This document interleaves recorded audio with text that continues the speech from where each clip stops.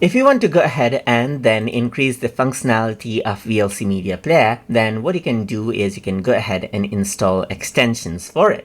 So to do that, you can go around over here onto the tools menu, and here you can see plugins and extension.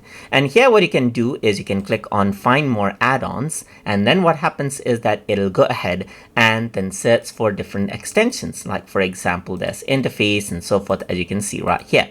So you can see that I have many of them installed right here. And apart from that, you can also go ahead right here, and let's say for example, install out the skin right here. You want to learn more about how this interface works, you can go ahead and click on it and see the detail right here, and even see the file details, as you can see right here. So this is how you can go ahead and utilize the plugin and extension to install out extensions as you're necessary. And over here you will be able to see the extensions that are currently active, as you can see. And apart from that, you can also see the plugins that are there, as you can see right here in this section. And that's how you can go ahead and install out the extension as you like from the menu inside a VLC Media Player.